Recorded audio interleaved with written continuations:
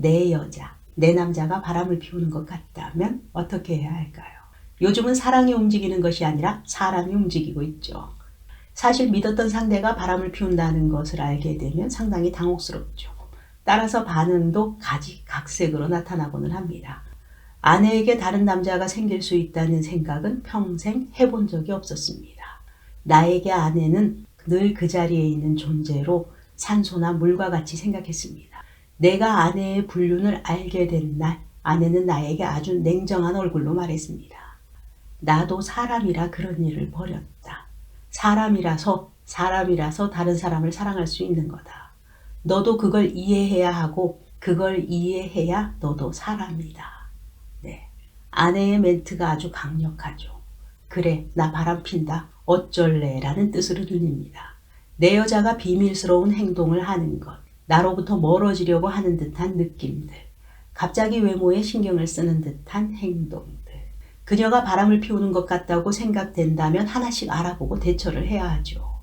하지만 그녀가 바람을 피우는 것 같은 신호가 잡히더라도 실제로는 바람이 아닐 가능성도 사실 많습니다. 나와의 관계에서 이상한 부분을 체크해 봐야 되겠죠. 바람을 피울 때는 보통 상대방을 비난하는 경우가 많습니다. 상대를 비난하면서 동시에 자신의 죄책감을 피해가려는 심리가 있는 것이죠. 그녀가 나의 자질에 대한 불평을 하기 시작한다면 자신이 바람을 피우기 때문에 나를 비난하려고 하는 것일 수 있습니다. 그녀의 하루에 변화가 생길 때, 그녀가 만약 바람을 피운다면 당연히 새로운 사람과 함께할 시간이 필요하게 되죠. 예를 들어서 회사에 회식이 잦아진다든가 야근을 한다든가 이런저런 핑계를 대면서 늦게 들어올 때가 점점 많아집니다. 주말에는 친구나 지인을 핑계 삼아서 시간을 만들기도 하죠. 또한 애정 표현이 급격히 줄어들 수 있습니다. 평소에 키스나 스킨십을 하고 정기적인 잠자리를 가졌었으나 이제는 이런 스킨십과 잠자리를 살짝 피해가는 경우가 있죠. 또한 예전과 다른 냉랭함이 조금씩 느껴집니다. 휴대폰이나 노트북을 비밀스럽게 다루기도 하죠. 휴대폰이나 노트북의 화면을 누가 볼까 감추려는 행동을 할 때, 또한 내가 휴대폰이나 컴퓨터를 사용하고 있는 그녀 곁에 다가갔을 때 그녀가 불필요하게 화를 내거나 화면을 덮어버리는 경우, 평소처럼 단순하게 사생활 문제로 생각해서 감추려는 것인지 평소보다 훨씬 긴장하며 화를 내고 반응하는지 알아야 하죠. 자신의 휴대폰을 사생활로 요즘은 여기죠. 그렇기 때문에 단순히 휴대폰을 보여주기 싫어한다고 해서 그녀가 바람을 피운다고 간주할 수는 없습니다. 외모에 평소보다 더 신경을 쓰는가? 네. 여자들이 평소 자기관리 차원에서 외모를 신경 쓰는 것이야 당연하죠. 하지만 계절이 바뀌는 것도 아닌데 갑자기 여자친구가 예쁘게 보이려고 노력을 한다든지, 그녀가 새로운 운동을 시작하면서 몸매에 신경을 쓰고 갑작스런 변화를 보일 때, 이럴 때는 신경을 좀 쓰셔야 합니다. 그녀와의 통화나 문자, 그녀가 바람을 피우고 있고 주말이나 평일 저녁에 다른 사람과 있다면 당연히 전화나 문자가 잘 안 되겠죠.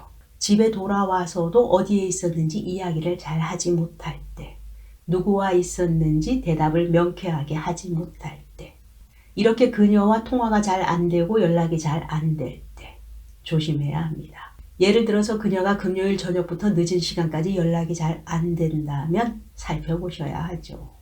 그녀가 새로운 사람에 대해서 계속 이야기를 할 때, 그녀에게 새로운 친구가 생기는 것은 물론 좋습니다. 좋은 일이죠. 하지만 가끔 이 새로운 친구가 로맨스의 대상일 때가 있습니다.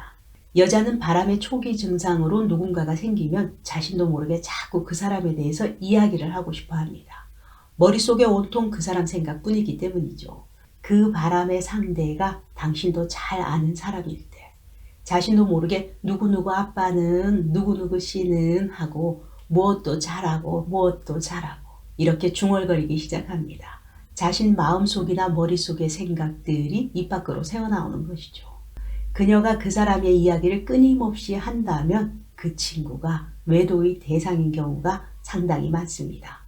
여기까지 왔다면 우리는 또 다른 방법이 있죠. 탁 터놓고 이야기하기. 사실은 이렇게 탁 터놓고 이야기하는 것이 제일 좋은 방법일 수 있습니다.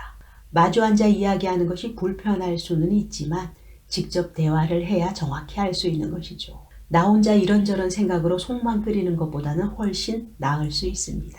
그녀와의 관계를 중요하게 생각하고 있지만 너에게 무슨 일이 있는 것 같아서 걱정이 된다 라고 시작을 해야 하죠. 그리고 그녀가 어떤 이유에서 다른 사람을 만나고 있는지, 다른 사람이 정말 그녀의 마음속에 들어와 있는지, 나는 너를 많이 사랑하고 있고 남아있는 미래를 너와 함께하고 싶은데 요즘 우리의 관계가 변하고 있다는 생각이 든다. 혹시 다른 사람이 있을까 봐 걱정이 된다 라고 이야기를 해야 하죠.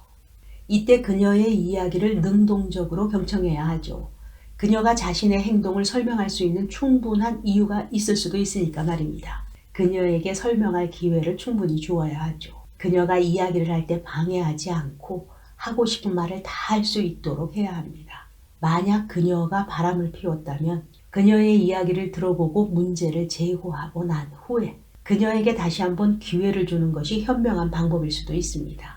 그런데 만약 그녀가 거짓말을 하고 있다면 이때는 일단 그녀가 거짓말을 하고 있다면 적어도 이 일로 당신과 헤어지고 싶지는 않기 때문일 것입니다. 거짓말을 확인하는 것은 어렵기는 하지만 알 수 있는 몇 가지 신호들이 있죠. 가장 먼저 그녀가 나와 대화를 나눌 때 얼마나 평상시처럼 행동하는지 살펴봐야 하죠. 바람을 피우는지에 대해 물었을 때 그녀의 몸짓이 갑작스럽게 변할 때, 그녀가 초조해하며 당황스러워하고 그 상황을 벗어나려고 여러 가지 변명을 할 때, 당연히 문장 구조가 길어지면서 여러 가지 핑곗거리를 갖다 대다가 나중에는 어떤 이야기를 하는지도 모르는 상태가 되어집니다. 그리고 그녀가 이야기를 하면서 나와 눈을 마주치지 못하죠. 그녀의 얼굴 표정 또한 변하게 됩니다. 이제 그녀와 나의 미래를 함께 생각해 봐야 하죠. 이때 그녀의 바람 여부와는 관계없이 그녀와 나 사이, 그녀와 나의 미래에 대해서 함께 의논을 해야 합니다.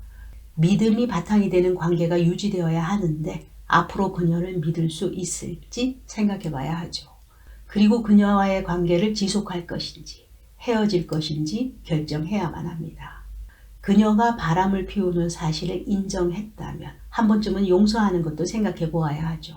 함께 노력할 수 있을지 확인해 봐야 하죠. 그녀가 나와의 관계를 계속 이끌어가고 싶어 한다면 함께 노력하는 것이 의미가 있을 수 있습니다. 그러나 그녀가 나와 함께 하고 싶지 않다고 말할 때, 이럴 때는 관계가 끝났음을 의미하죠. 이때는 힘들겠지만 깊이 생각해 봐야 합니다. 내가 어떻게 하면 심리적으로 안정을 빨리 찾을 수 있고 어떻게 하면 내가 행복할 수 있을까를 바탕에 두고 생각해야 하죠. 또한 파트너에게 다른 사람이 생겼다고 해서 비난할 필요도 없다고 생각합니다. 물론 그녀가 바람을 피우는 것은 절대 나의 잘못은 아닙니다. 나도 사람이라 그런 일을 벌였다. 사람이라서 그걸 이해해야 너도 사람이다. 우리는 여러 가지 풍파를 겪으며 중년이 되었습니다. 헤어진다는 것은 그와 나 둘만의 문제는 아니죠. 때에 따라서는 가족 구성원이 모두 흔들릴 수 있습니다. 현재의 모든 시간을 잠시 그대로 보류하면서 좀 더 시간을 가지고 어떤 방법으로 해결하는 것이 좋을지, 어떤 방법으로 해결하는 것이 서로에게 좋을지 나도 그녀도 함께 생각해 보아야 합니다. 그리고 최대한 서로가 행복한 방법을 찾아야 하죠. 또한 상대가 바람을 피우는 것을 확인하기 위해서 사생활을 침해하거나 스토킹하지 않아야 합니다. 중년의 사랑이었습니다. 감사합니다.